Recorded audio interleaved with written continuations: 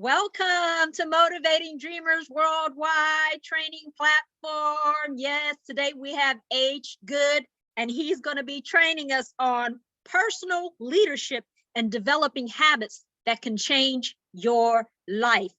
H. Goode, would you like to introduce yourself? Hey, man, I'm loving your energy this morning. So thank you for having me. I'm H. Goode with Goode Solutions, and I am looking forward to getting into this, Rashawn. This is good stuff.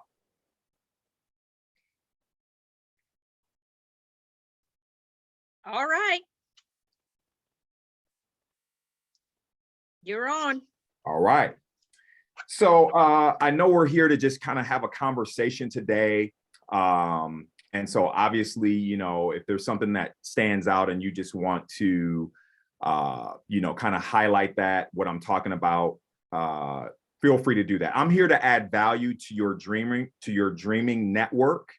And so hopefully there's something that I share with them today that can revolutionize their life. And as people are listening, Rashawn, my encouragement is not to just listen with the thought of, hey, I want to get a quote and maybe post it on social media.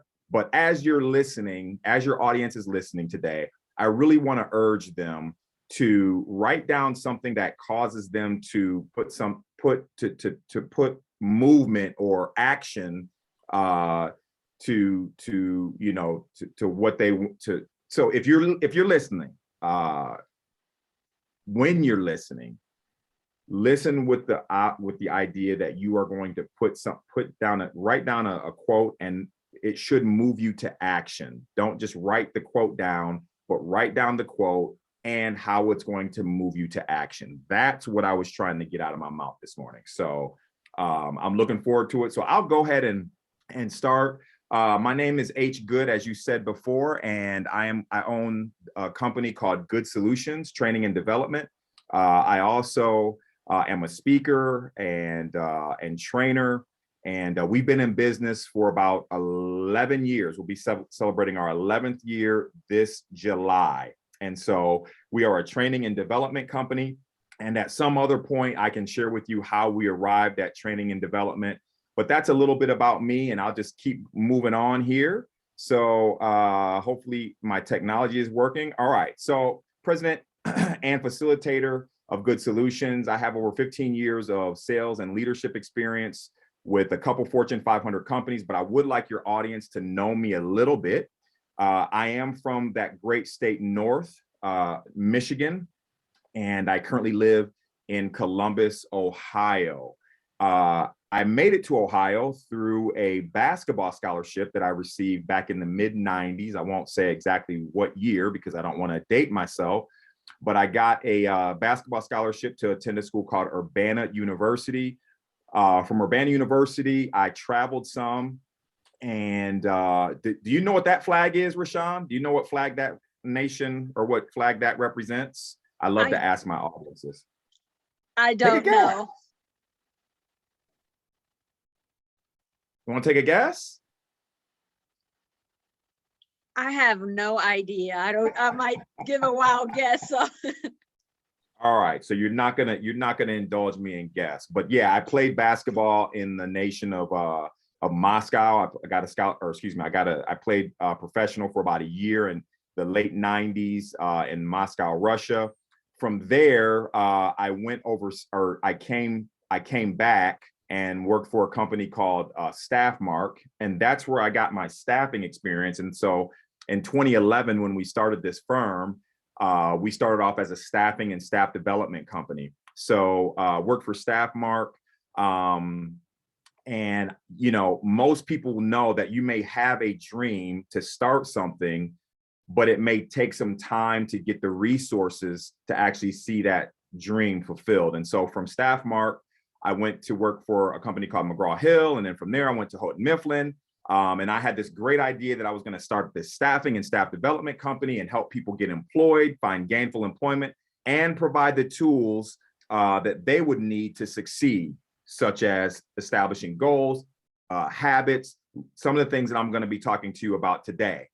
And so we started Goode Solutions in 2011, and we failed big time. And so we thought when we started the business that, you know, we would start, here's our goals. And then in the next 2 to 3 years after we started our business, we would arrive at our goals. And so we failed miserably. And from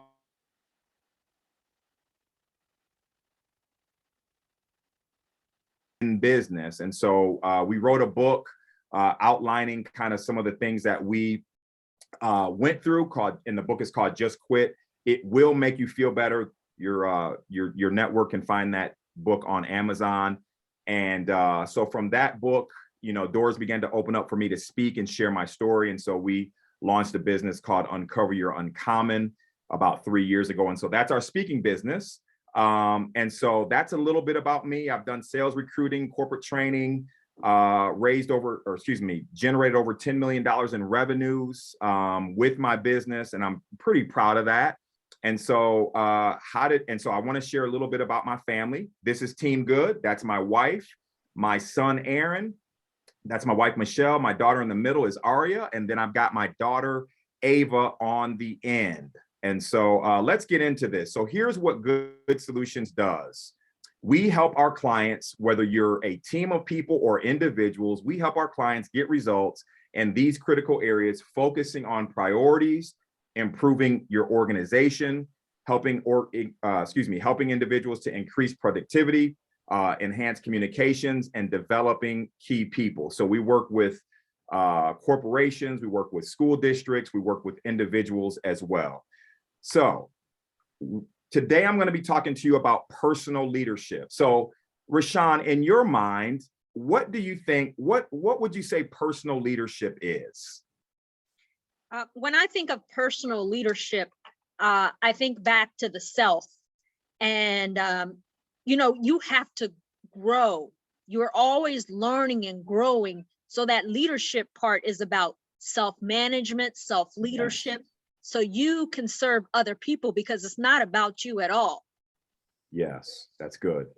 You know, when I got into business, it sounds really good to run your own company. A lot of people talk about, yeah, I'm a boss, or, you know, I'm the head cheese. And so what's really interesting is that when I started my business, a good friend of mine was like, hey man, you get to work whenever you want. And at first I was like, yeah, I'm the boss, and I literally can get to work whenever I wanted to. The problem with that is that I had not developed the necessary personal leadership skills that was going to take me to the success that I envisioned. And so I would get to work sometimes at 10, sometimes at 8, not because I had things to do. It was just, I wasn't disciplined. I know that's kind of a curse word in some people's minds. I was not disciplined in specific areas. And so when we talk about personal leadership, let me give you a definition. This is how we define it within our business. And we say, you know, most people just like to let life happen, which is what I was doing in my business, and then, you know, suffer the consequences. Personal leadership means you are a person who is always growing and developing. And we like to talk about the 6 key areas in a person's life. You're growing, and you're being intentional about growing in your family, your home life, your financial, career, your mental and educational, your health, and then socially and culturally. And so we believe that before you can manage and motivate and lead others, we must first learn to manage, motivate, and lead ourselves. This is critical. So if I'm going to be a boss, I got to be able to get to work or get to my office at the same time on a consistent basis. If I'm calling myself a boss and I can't get out of bed, or I can't get to the office or make, you know, appointments at a certain time on a consistent basis, I'm going to have a very difficult time, Rashawn, experiencing the success that I desire. We truly believe that before we can manage, motivate, and lead others, we must first manage, motivate, and lead ourselves. Does that make sense? Absolutely. So let me ask you a question. Have you ever had a problem in life?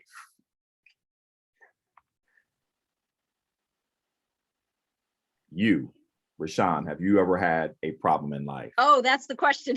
Yes. Yes, I have. All right. So I just want to talk to your audience today about problems. We've all experienced problems, and I believe that problems can be the necessary breeding ground for change in our lives. When there's frustration, when there's a problem, I've learned to not look down on those problems, but to really begin to change my perspective and say, how can I grow?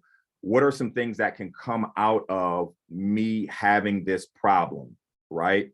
So as I said, problems can be the necessary breeding ground for change in our lives. Sometimes our habits or lack thereof can be the thing that actually is creating current problems. What do I mean by that? So I'm married, and before I got married, I was single for many years. And so my spending habits were much different than the spending habits of my wife. My habit of spending was, if I wanted something, I saved money and I bought it. I didn't just save money to just put it away, right? And so some of the problems that my wife and I experienced in the beginning of our marriage was directly related to a habit. In my business, I was very inconsistent, as I shared with you before, about showing up at a specific time to the office. I wasn't developing myself on a consistent basis. I wasn't making the necessary calls to potential clients. And so at the end of the day, when I began to run into problems, I'm asking myself, how did I get here? And so oftentimes our problems, sometimes our problems can be based on habits that we have currently created. And so I want to challenge the people that are listening today to begin to look at problems from a different perspective. I'm asking you this, Rashawn. Do you know, or have you heard, I'm sure you have, this is your space that we're dealing in, but do you know how long, or what the research says as far as how long it takes to develop a new habit? I've heard several different takes on that. Okay. I've heard 30 days. I've heard 90 days. Mm-hmm. Mm-hmm. Research says anywhere between 21 to 30 days, you can change a habit. You can implement a new habit. In fact, anytime we want to change a habit, it is typically rooted in a reason as to why we need to change. So if I've been smoking and my health is bad, oftentimes people will say, you know what, my health isn't good. I want to get in better health. So I'm going to try and implement a new habit of maybe not smoking. If I procrastinate, I want to implement a new habit of not procrastinating. If I'm not healthy as far as what I've been eating, I want to implement a habit of eating healthy. So typically, when we want to change a habit, it is typically rooted in a reason. Let me just say this: a problem is only a situation for which I am unwilling to seek a solution. There are solutions to every problem. We may not always like the solution, but there is always a solution. For example, several years ago, when we started this business, my credit was shot, right? And so as I was considering buying a house, the solution was really to begin to get my credit together. Now, I like to buy things with cash, but it's still good to have good credit, a good name. I didn't necessarily like the fact that it was going to take, 6 months to a year to really begin to improve my credit. I did not like that solution. And do you know, for about 2 years, I just let my credit I didn't improve it. And so sometimes a solution may require time. And, I know me, I like things like right away, especially in this social media age. I want things quick, but there is something that solutions sometimes require time. Sometimes the solution may cause you to feel overwhelmed. People who throw themselves sometimes at the problem without really taking time to think through a solution can become frantic and confused. Sometimes people will take a haphazard approach to thinking, and then they are amazed when they find themselves just kind of floundering and sputtering along. So an unwillingness to seek out a solution is saying, and this is basically what I was saying with my actions, that I just want to continue facing this problem, right?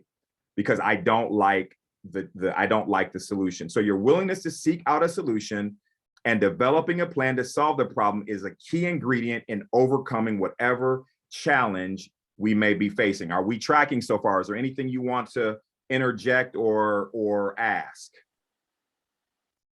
I like that what you just mentioned, that the problem itself, either you're going to find a solution or you're going to live in the problem. Correct. That's Correct. that's a decision that people make. It's so true. And, you know, what I'm learning too is, you know, when we face a problem and when we take time to really sit down and think or pray or whatever the solutions are, or whatever the process is for finding a solution to the problem, that's where creativity really can begin to take place, right? I remember several years ago, I had a problem, didn't have a whole lot of capital left, I didn't have a whole lot of money left for hiring some people in my business. And so as my wife and I were talking about different things that we can do, I'm only one person.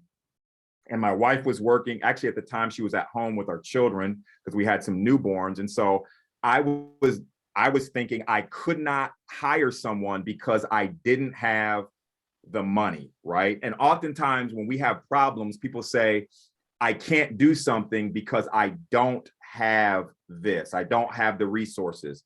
And I want to submit to people that when you have a problem, it really is an opportunity for you to get creative. And instead of saying, I don't have, you can begin to say, what do I have? And so as I was thinking about some different solutions, what I did is I went to a local university and I was able to come up with a solution of hiring some interns. And I was able to get some help. There were some students that were going through a business course that were looking for internships. And so that was a solution to that problem.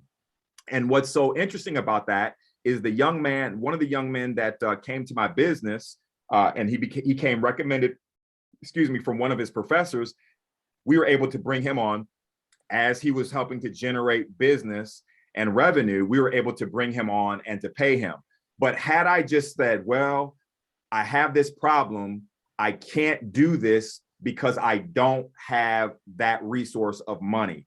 Instead, I said, I can do it because I don't have. So let me get creative. And we were able to bring a couple interns on and they helped us take our business to another level. So, you know, there's always a solution to the problem. We have to be willing to get creative. Make sense? Makes a whole lot of sense to me. All right. So we're kind of pressed for time. Do you want me to continue to go on, or what would you like me to? I mean, because I know I've been talking a lot.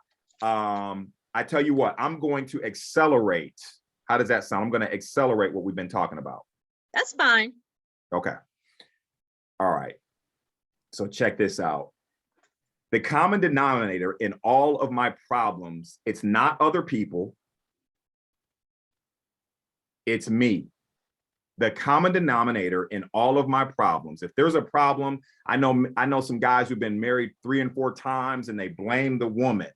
I'm like, but God, man, it's you who's the one getting married all these times. It's not the other people. So the common denominator in all of my problems is me. When we can blame others, but usually the problem always comes back to me. It isn't always easy to hear that, but if we want change, we must be willing to consider the part we play in the problems we face. We must be willing to take a close look at our habits, our thought life and mindsets, and weigh how those things are contributing to the problems that we face. And so the common denominator in all of my problems is me. And so I like to ask people when I'm talking to them about problems, you know, if you're unwilling to look for a solution, what is the payoff? And sometimes there are, sometimes we want to stay the victim. You know, when you're unwilling to take responsibility, you know, sometimes we like feeling like we're the victim. And so when the payoff of being a victim is you're not going to be able to move forward. Sometimes when we are unwilling to seek out a solution to our problem, usually there's an unhealthy identity, or maybe we just want sympathy and attention from others. And so I like to ask people, what is the payoff? if you have an unhealthy identity, or if you want to remain a victim, or if you like the attention, you're not going to really be able to move forward, not only in business, but in life. And so what I want to introduce to the audience today, and this is what we're talking about, is I want to challenge your listeners, your audience, and I want to introduce this concept of what I call a 21-day challenge. And so as your audience is listening, what are some things in your personal life or in your professional life that you would like to change? And so for the next 21 days, anyone who is willing to do this, you're going to implement a new habit. Let me just say this, and I think I mentioned this before: a healthy identity will help you to create healthy habits. When we have an unhealthy identity, it causes us to create unhealthy habits. So I would like your audience at some point today or in the next few days to identify some areas in their life where they would like to see change. Let me throw out a couple of examples. So in your professional life, in your business, maybe you want to develop a habit of reading a book that can help you, some kind of motivational or faith-building book that can help you, some kind of success book.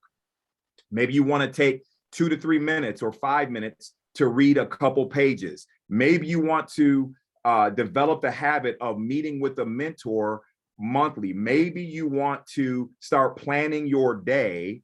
I know that was a very difficult thing for me to do several years ago, but I implemented a habit of taking 5 to 10 minutes to write out 3 to 7 things that I wanted to accomplish in a day. And so that was a new habit.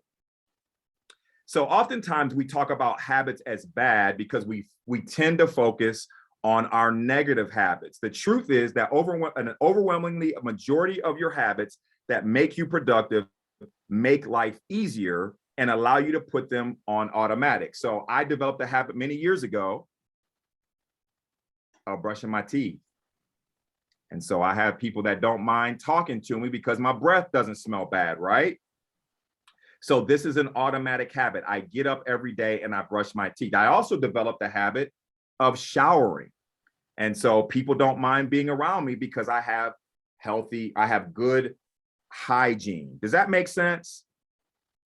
Yes. So here's what I want to say as well. So several years ago in my business, I shared earlier that we failed. I had an emotional, spiritual, and mental breakdown as we had invested about $300,000 of our own dollars into the business, only to find ourselves losing our home and homeless for about a month. And what I realized, Rashawn, is that what I saw on the inside as far as my vision was not matching what was on the outside. And so my wife and I had a mental breakdown. We lost our dream home. I had 3 kids at the time, and we did not know where we were going to live. We were homeless for about a month. And so thankfully, my in-laws put us up for about 8 months. It was one of the most difficult times in my life, very humbling, but and there were problems that I was facing, right? And so my desire was I wanted to quit because it was hard, because I had lost every client that we had acquired up until that point, because I had a habit of meditating on all the things that could go wrong, right?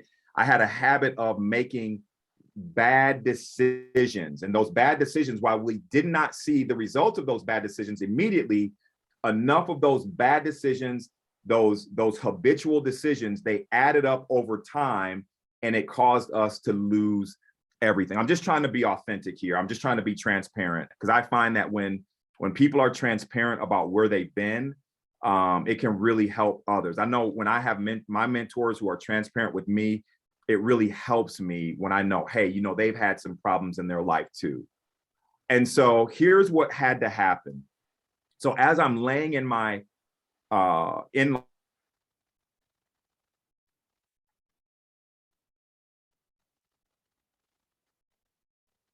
Come on, come on. Little technical difficulty here again. Hopefully he can come back on.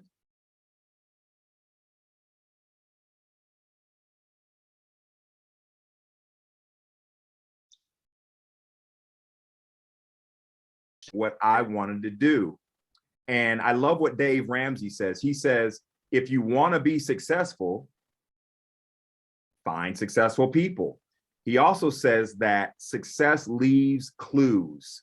I didn't have to reinvent the wheel, but what I wanted or what I needed to do was find people who were doing what I wanted to do and begin to find out what they're doing and apply that to my life. It's a very simple principle. And so what I learned is that people who were successful in business, thankfully I was able to find some mentors. I began to read books of people who have had proven success in their life. And so one of the things that I saw was that they were disciplined, Rashawn. They were disciplined with getting up early in the morning. They were disciplined with developing themselves. Now, let me just say this. I've been a reader for many years, but I was never disciplined with reading. I would read a book. If it was good, I would finish it. And then I may not read something for several months, right? But what I was learning is that many of the people who I was starting to study and look at their lives, these were people that were not only reading, but they were listening to things that would help them on a daily basis. And let me share with you, when I started my business, I was not prepared for the pressure of making payroll. I was not prepared for the pressure of clients potentially paying me late or not paying me at all when they said they were going to. And so nothing could help me with that pressure. And so all these negative thoughts just began to bombard my mind, like you're a failure. And, I wasn't the greatest student in high school. And all of these rejection issues started coming up and all of the times that I had failed in my life. And so one of the things that I began to do, Rashawn, was I started getting up early. 4 o'clock in the morning.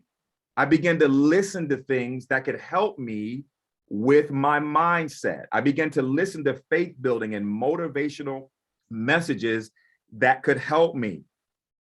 And so I began to go and exercise every day. I began to speak out positive affirmations on a daily basis. I began to pray on a regular basis. And as I began to do this, here's another quote that I like.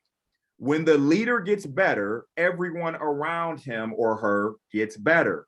So as I begin to develop as a leader and to manage myself personally, things around me began to get better. Guess what? My wife and I, who were at odds, we now begin to be able to talk because my mindset began to change. It began to improve. And before we can see change on the outside, we have to begin to change on the inside. So that's what this 21-day challenge is designed to do, to implement habits that can change your life. In my session, in this course specifically that I'm going through right now, we get into a little bit more depth with that, but let's just keep going. So if I begin to change my perception of a situation or a problem, if I change my perception of a situation or even of another person, it will automatically begin to change my reaction. And so I love to talk to people about, you could be upset with your spouse. One of my mentors said she did this. Her and her husband were about to get divorced. And for 3 weeks, she every day listed 3 different things that she appreciated about her husband.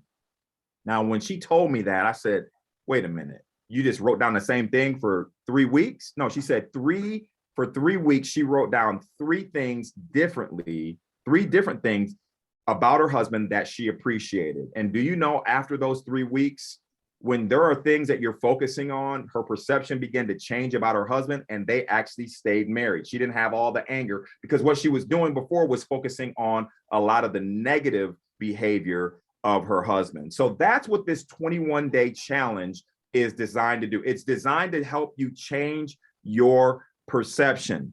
As I change my perception, that will then change your reaction. If you're focusing on the positive payoff of a desired behavior, your reaction to changing is going to be much more positive. So forming new habits starts with your perception. I'm almost done here. Anything you want to add or any questions that you have? I'm going to hold until you're finished. All right. Sometimes the best helping hand you can get is a good firm push. So I believe that as I am working with individuals, as we coach, and even as we're talking today, sometimes we need people in our lives to give us that good firm push. And I love this quote: bad habits, easy to get, hard to live with. Bad habits, easy to get and hard to live with. So when you procrastinate, when you have a habit of procrastinating or paying bills late or have poor eating habits, those habits are hard to live with. But good habits, on the other hand, may be hard to get, but they make your life so much easier. It's always our own individual choice. So check this out. You can't cross a canyon in 2 leaps.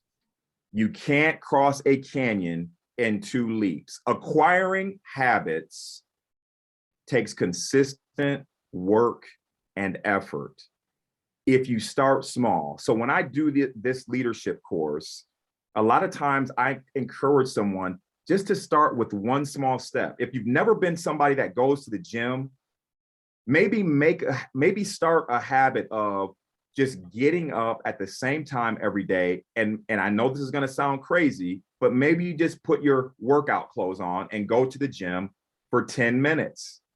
You're at least starting a habit, and you're starting small. If you've never been one that has been a runner, so I like to run, maybe getting up and just putting your shoes on every day, just do that habit. Then you can get into the habit of actually running. So I'm asking the audience to start with something small, right? Because I don't want people to start with all this energy and enthusiasm only to in a couple days to fade out and then beat yourself up. So start with a small habit. You can't cross a canyon in 2 leaps. It takes 1 step at a time. And so when we talk about habits, it's like an airplane taking off. When an airplane is taxiing, it's taxiing on that runway. It's going really slow. And so as we begin to implement habits, you may not see change overnight. And so what I want to encourage people to do is not come to a wrong conclusion that I started this habit of exercising. I've been doing it for 3 days and I gained weight. So oftentimes, because we don't see instant results, we make wrong conclusions about new habits and we stop doing that habit. So it's just like this airplane. An airplane, it's taxing, it's going fairly slow. But as we continue on with that habit, you're gonna see the positive payoff in the long run. Just like when an airplane is taking off, it's going slow, but the habits are like that momentum that are going to help that jet to take off. So forming habits is like that airplane. You must reach a certain speed before taking off, right? And so I just want to encourage and let people know that as you are implementing these habits, you're going to begin to change on the inside. And as you begin to change on the inside, everything around you is going to begin to improve. It's amazing how my relationship with my wife began to change because I began to form new habits and I began to get that momentum. So the 21-day challenge is designed to help change your perception and rise above any problem you may be facing. Sometimes it's our habits that are contributing to the problems we are facing, but it takes a change in habits. It takes seeing the problem you are facing through a different lens. Well, that is my presentation. I love to end with a power thought. And here is my power thought. We cannot become what we need to be by remaining what we are. We must continue to improve. We must be continuing to develop. And as we do that, that's when we begin to see change. And so that's my presentation. What are some of your questions or anything that you would like to add? Wow. H, Goode. You shared so many lessons, so many points. I've got a few pages of notes, but I just like the ending as well. You got to go at a certain speed Yes. before you can propel forward, just like that airplane you said. I really like that. You shared about the personal development, growing and learning. Man, what are you doing for yourself? What are you doing to make yourself better, right?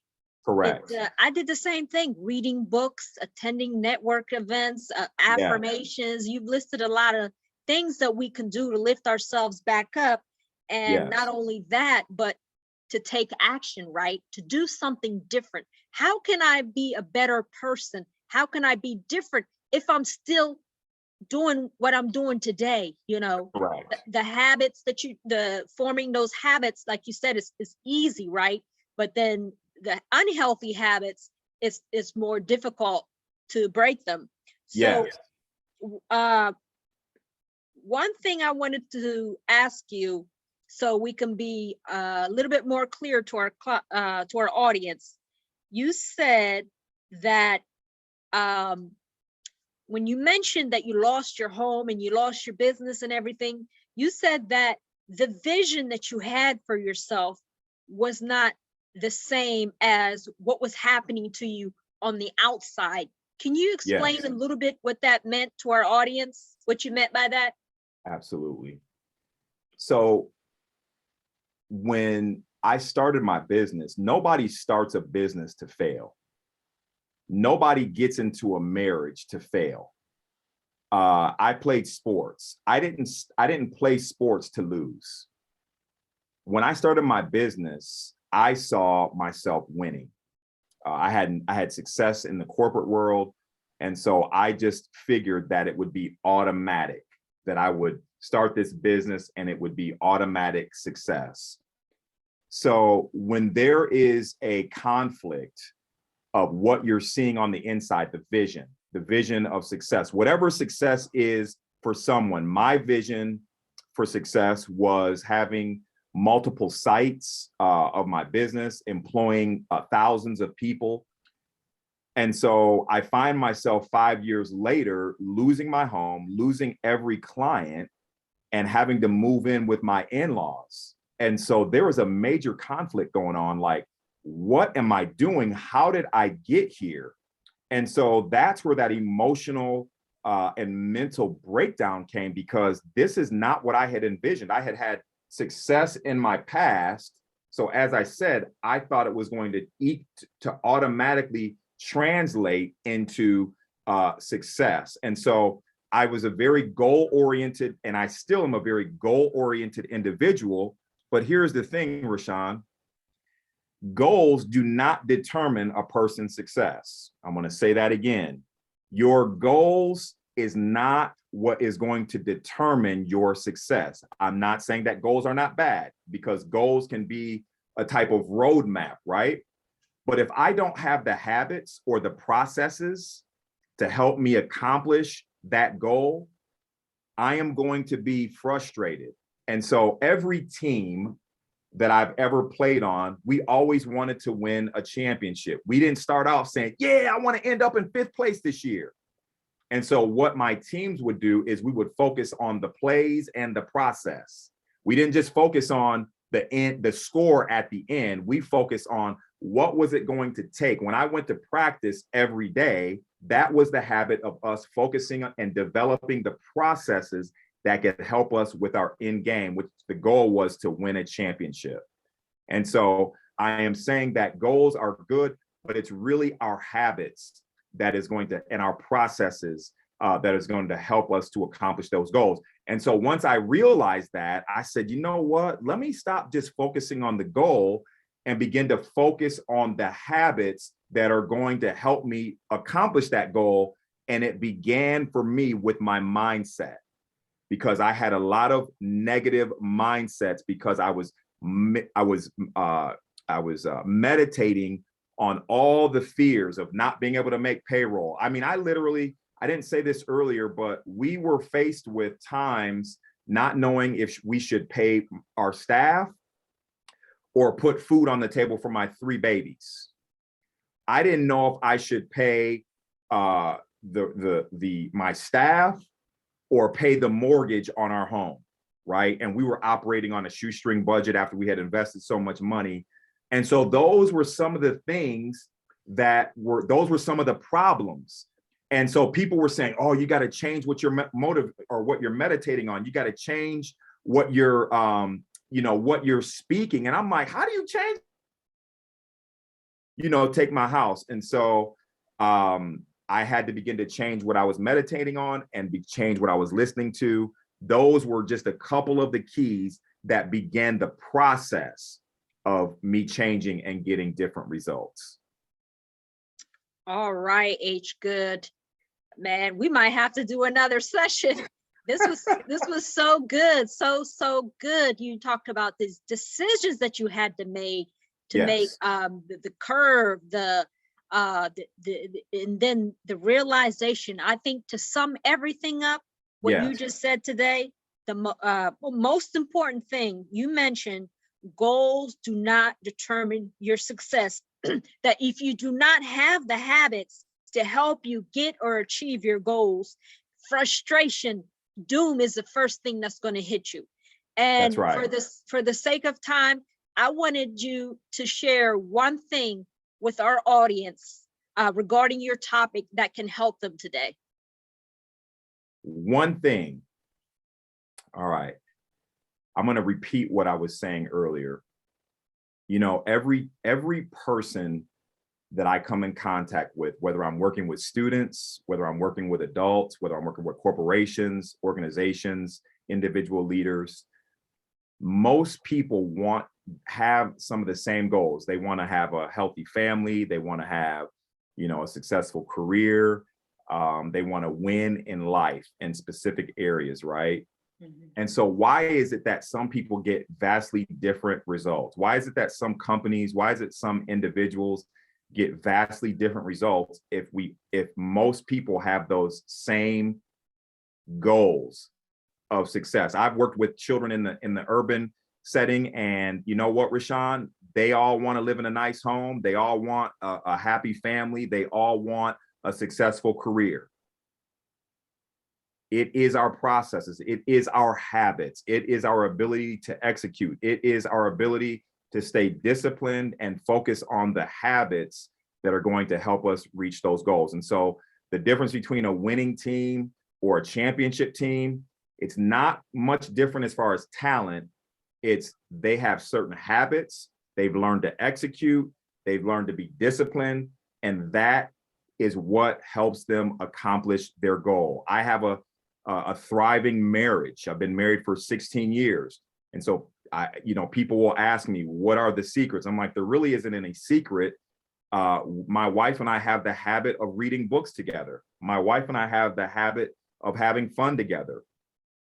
And so we have, because our marriage is important and our goal is to stay happily married for the rest of our life, we've invested and implemented the habit of getting up a couple days a week, early in the morning. That time works best for us. We read books together on marriage. We read books about how we can improve ourselves individually. We're currently reading a book about how to be better parents, more effective parents, and establishing boundaries with our children. So that is a habit. And although people will say, well, I'm not seeing results, or I'm not seeing instant results, here's the thing about habits. You keep doing the same thing, you keep implementing those habits, and you're going to eventually produce the results that everybody wants for their own life. So the habits you're doing them when nobody is watching, and on the back end, as you're doing that, you're going to produce the results that everybody else wishes they have. What I did not share is that when we begin to change, when I begin to change on the inside, we lived with my in-laws for 8 months, and I wanted to shut the business down, but we kept it open, right? Didn't even have an office. We lost our office space. But as I was developing these habits, I was changing. Things didn't improve overnight, but I was changing. And we ended up, Rashawn, landing the biggest account that we ever landed in my business about 12 months later. And a lot of that had to do with, we still had problems, but my mindset was changing, and I had developed habits of, when there is a problem, I'm not going to look at doom and gloom. I'm looking for solutions. And so we ended up landing our biggest account ever. It was a Fortune 500 company. And I attribute that to what I'm talking to you about today. And what I still do, I started 7 years ago. And I have friends of mine that tease me because they're like, man, you up at 4:30 in the morning? So I get up between 4 and 4:30 every morning. And that's the time that I can focus. That's that alone time that I get where I can exercise and speak out my affirmations and review my goals. And obviously I do pray during that time as well. But it's been a game changer for me. And I know I answered that. That's a long answer to your question, but I really want to say, don't just focus on the goal, focus on goals. Okay. Short little pause there. Come on back in.